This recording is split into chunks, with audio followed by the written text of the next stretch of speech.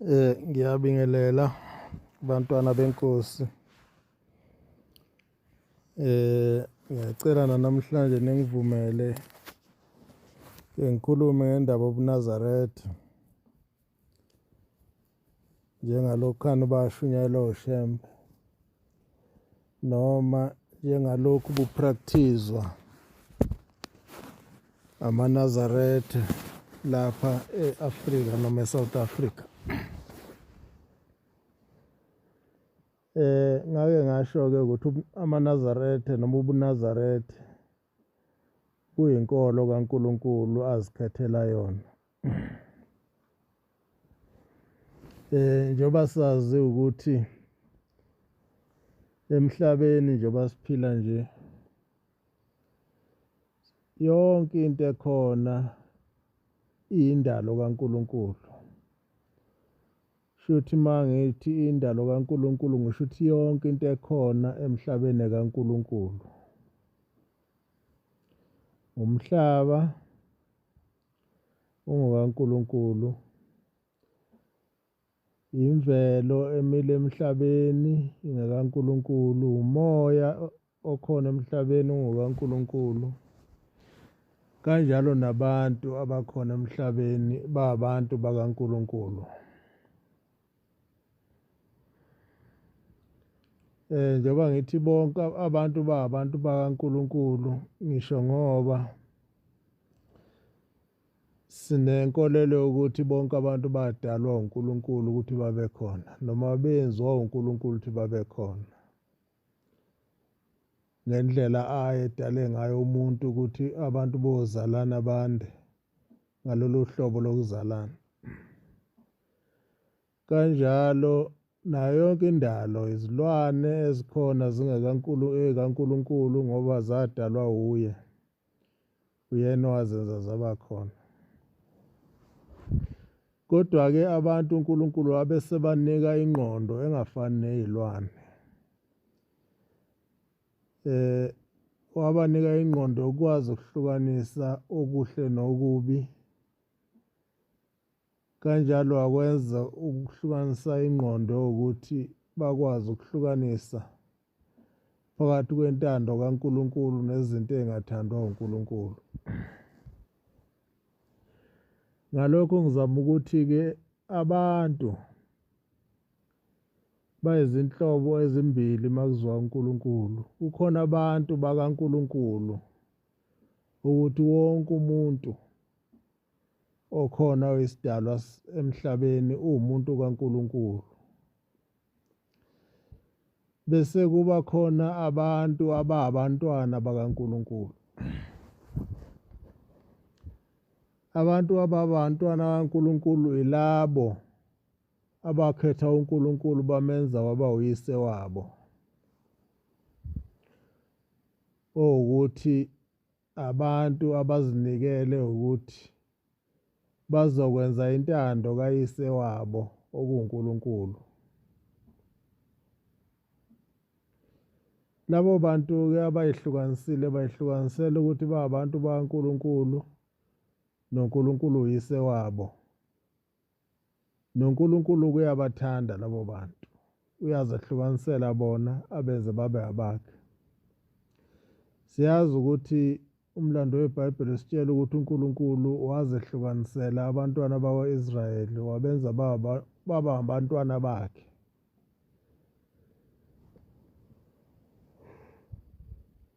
Phezu kwendalo yonke yomuntu ababantu bakaNkulunkulu kodwa wabe seqembula abathile.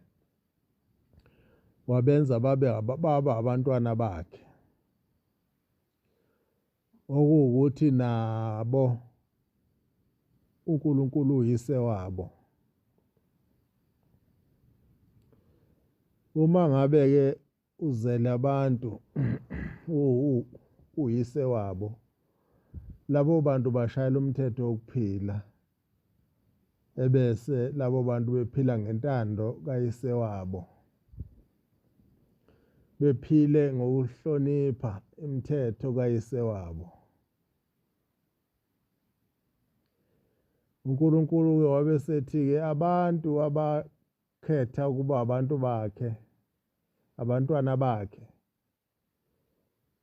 bayoba amaNazaretha or bothatha isifungo sobuNazaretha engangakhuluma-ke naso ngaphambilini ukuthi siyisifungo esihlonishwa kanjani, esenziwa njani, ubonakala ngani umuntu owumNazaretha. Ngoba-ke angifuni ukukhuluma ngalokho namhlanje, kodwa ngifuna ukukhuluma ngabantwana bakaNkulunkulu nobungcwele babo, ekuwukuthi abantu ababantwana bakaNkulunkulu kufanele babe abangcwele, nezinto zikaNkulunkulu bayingcwelise, bazenze zibe ngcwele ukuze zihlukane nezinto zabantu, kube izinto zikaNkulunkulu.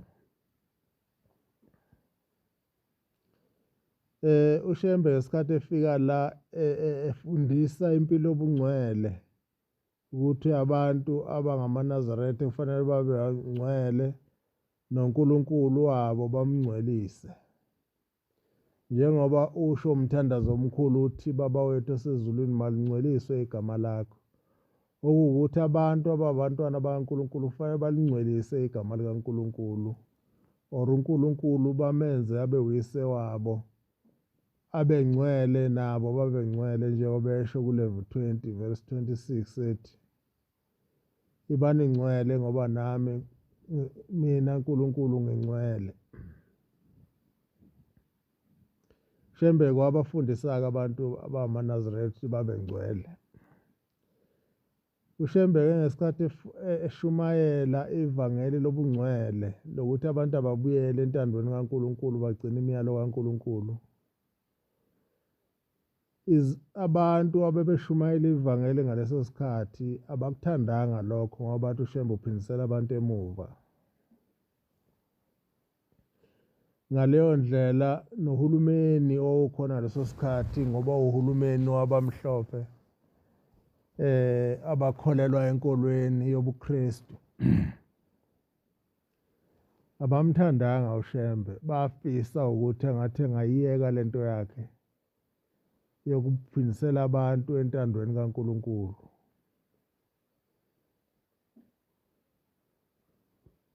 Ngoba bona base bebakhiphile abantu ekutheni besabe uNkulunkulu lo ongumdali wezulu nomhlaba, bamdala uNkulunkulu ukuthi kukhonzwe uNkulunkulu abathile.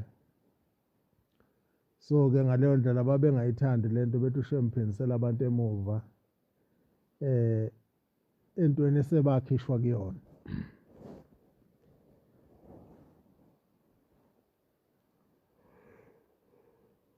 Babayekisa ukugcina imiyalo kaNkulunkulu, babagcinisa imiyalo eyenziwe ngabantu, njengoba babayekisa ukugcina iSabatha, babenzisa ukuthi abakhonze ngesonto,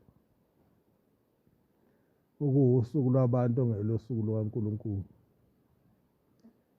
Manje-ke ngifuna ukuya la ekuthenini uShembe wathi mese bafundisa abantu ukuthi izinto zikaNkulunkulu aboyihlukanisa zibe ngcwele, bazibeke uphawu izinto zikaNkulunkulu, ney'ndawo zikaNkulunkulu bazenze zibe ngcwele.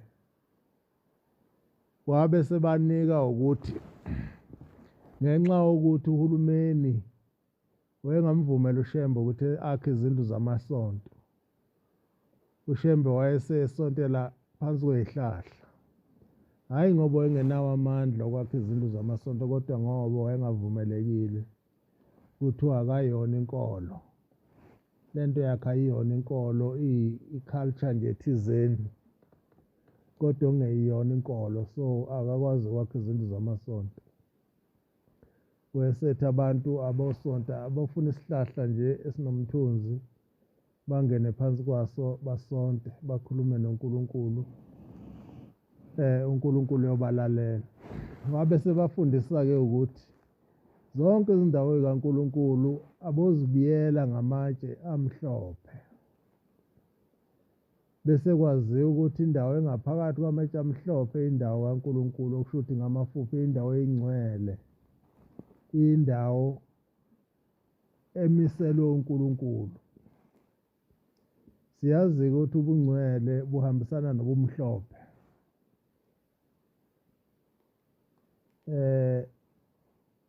Ukuthi holiness is associated with whiteness.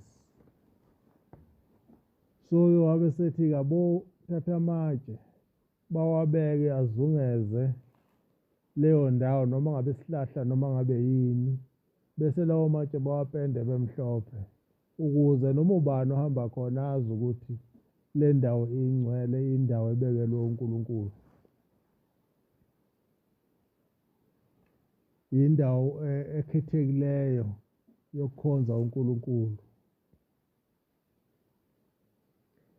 So-ke kungakho uyothi uma ubona uhamba la endaweni uthola ukuthi abantu phansi kwey'hlahla babeka amatshe base bewenza abe mhlophe lawo matshe. Lawo matshe lawo uphawu lokuthi leyo ndawo leyo ibekwe eceleni, ibekelwe ukwenza umsebenzi kaNkulunkulu. Okusho ukuthi uNkulunkulu uhleli kuleyo ndawo noma abantu bahlangana noNkulunkulu kuleyo ndawo. Leyo ndawo ingcwele. Zonke-ke izindawo zamaNazaretha zenziwe zafakwa lolu phawu ngoba zonke iy'ndawo zamaNazaretha zaziwa ukuthi zinoNkulunkulu phakathi.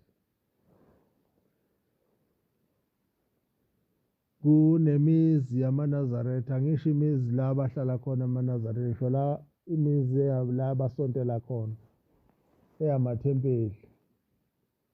Leyo mizi leyo kuye kungashiwo ukuthi eyabo, kodwa kuye kuthiwe kaNkulunkulu noma kuthiwe kaShembe, imizi kaShembe. So leyo mizi leyo uyibona ngokuthi izungezwe ngamatshe amhlophe. Okuwukuthi uma udlula kulawo matshe amhlophe usungena endaweni engcwele. Sekulindele ukuthi uma ungena kuleyo ndawo kube ukuthi uy'khumulile izicathulo zakho ngoba kuleyo ndawo esiyingcwele. Sikhumbule phela ukuthi uNkulunkulu wathi kuMose, Mose khumula izicathulo zakho ngokuba le ndawo okuyona ingcwele, ngoba kwakunoNkulunkulu khona. Nakulezo ndawo-ke ezinamatshe amhlophe kulindele ukuthi uma ungena kuzona kube ukuthi iy'cathulo usuy'khumulile ngoba sekuyindawo engcwele, iy'cathulo ay'ngeni endaweni engcwele.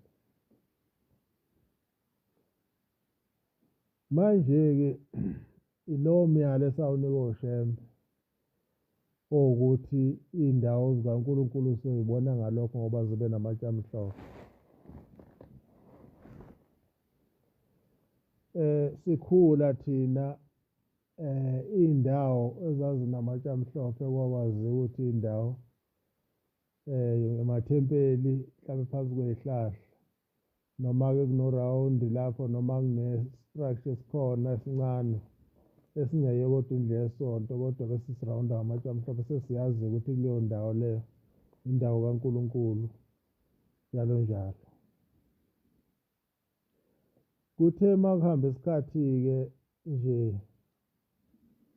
eminyakeni, ngithi mhlampe bese kuyisikhathi senyanga yezulu kuZanele, waqala wabona abantu abamaNazaretha nemizi yabo sebeyizungeza ngamatshe amhlophe.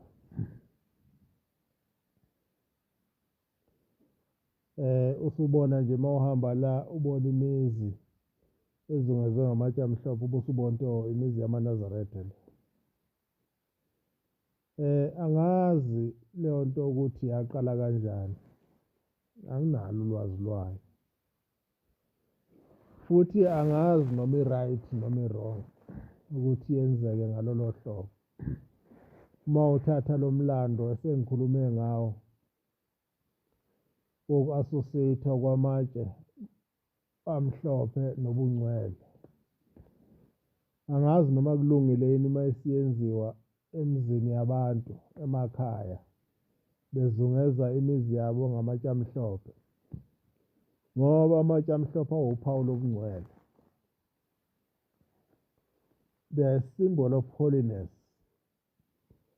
Ukuthi uma ungena kulowo muzi usuzungezwe ngamatshe amhlophe, one kusho ukuthi iy'cathulo sekufanele ingangeni ngaphakathi, because anything beyond the white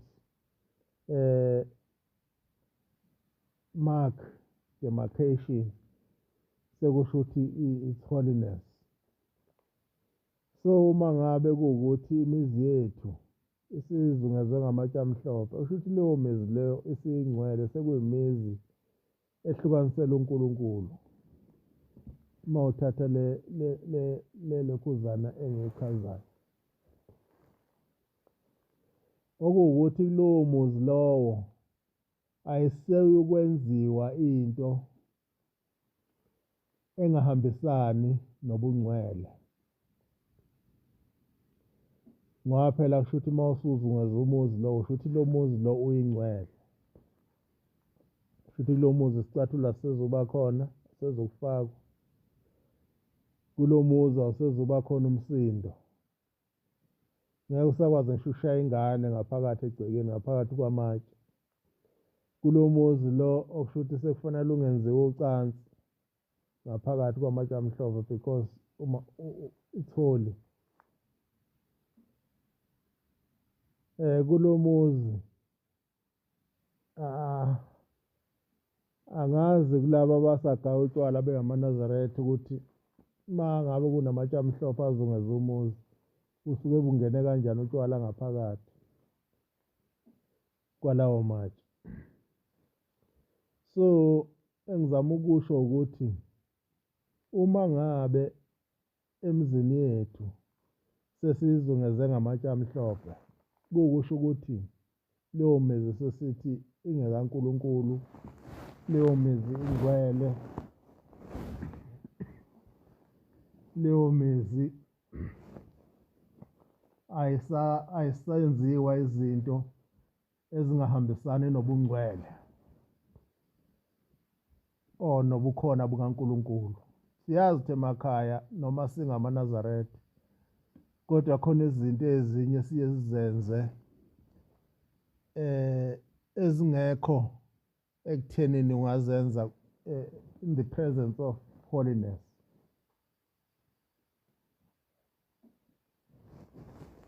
So angazi njengoba ngisho ukuthi angazi ukuthi le lokhuzana yaqhamuka kanjani, ngoba thina sikhula ebuncaneni bethu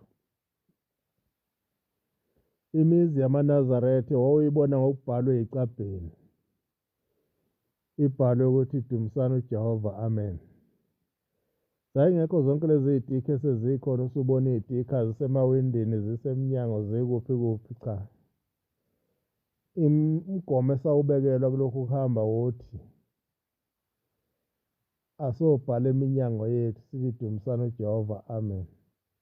Izingelosi mazifika ekhaya ziyobona ukuthi lona umuzi wemNazaretha ngokuthi zibone lolu phawu eminyango. Yonke iminyango yezindlu ibhalwe udumisani uJehova, amen. Sanikwa lokho, asinikwanga ukuthi emakhaya ethu siyofaka amatshe esebeze bawabize ngegama kuthiwa uvimba. Ngikwazi ukuthi kuvimbani-ke, kusho ukuthini, kodwa nje asikunikwanga lokho, uShemba kasinikanga lokho. Wasinika ukuthi imizi yethu siyobhala eminyango dumisani uJehova, amen. Eminyango ilokho kuphela futhi asinika khona. Konke lokhu uShemba is the way, ongamthandi uzamthande, what konke lokho sekubhalwa. Akuzona izinto esayinikwa uShembe lezo. So as a symbol of holiness, as a symbol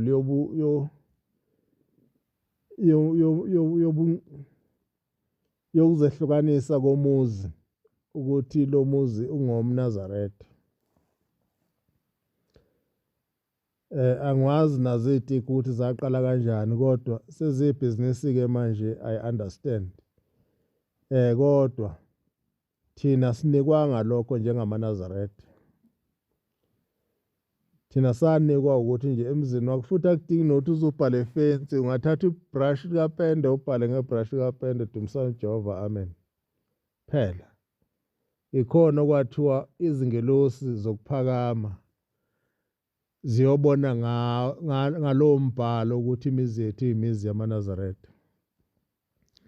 So-ke engisholo ukuthi angazi noma kulungile yini lokho esikwenzayo ukuthi imizi yethu sizungeze ngamatshe amhlophe, ebamatshe amhlophe eyisimbolo uNkulunkulu ayinika ushembe yokudemarcate iy'ndawo ezimiselwe uNkulunkulu.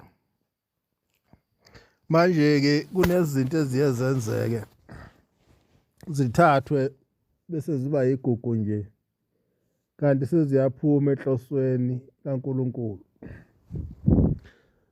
Kuyafana nalento yamaqhugwana.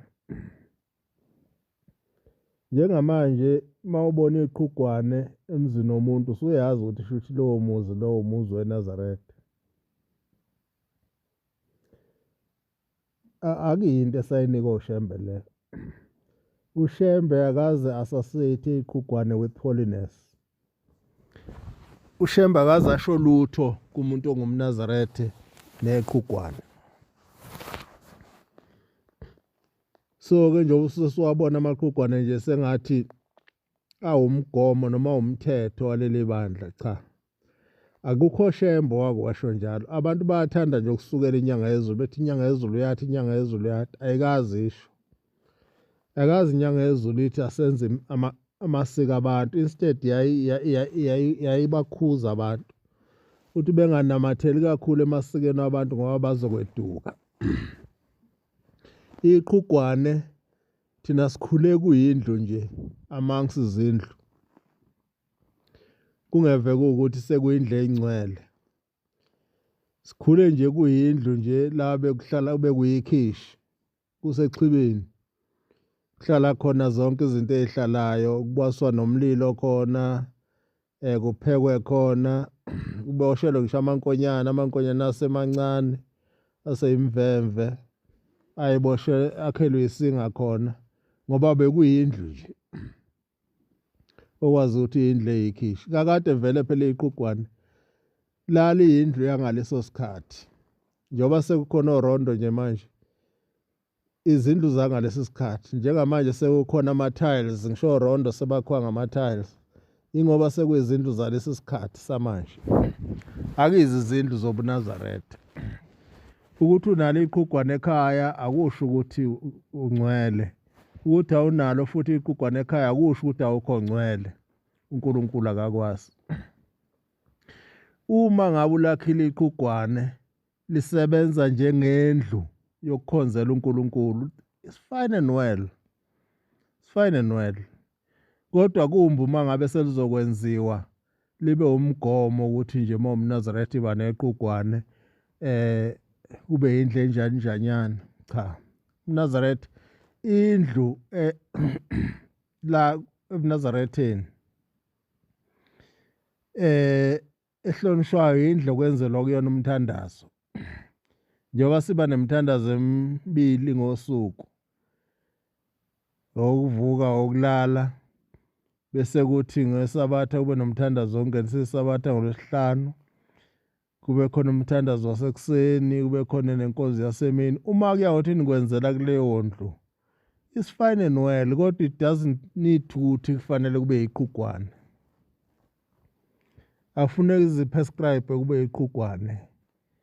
Kungaba indlu karound, ingaba indlu esquare esiflat, ngaba noma yilobu uhlobo lwendlu kodwa kube indlu enazi ukuthi kule ndlu le nenzela kuyona imithandazo eyingcwele. So-ke nje ebengizama ukusho ukuthi ubuNazaretha abilo. Awukho umthetho omile ukuthi umuntu owumNazaretha akabe neqhugwane. Ngoba usuyubone nje la emzini imizi ephila isiZulu, isintu Zulu.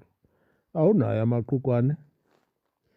Kodwa amaqhugwane kumaNazaretha yini afika nabantu bemoya asephenduka izindumba. Sekwezindumba nje la abantu begilela khona imikhuba le abayigilayo yemoya. Kodwa engave ukuthi leyo nto leyo iyumthetho wobuNazaretha.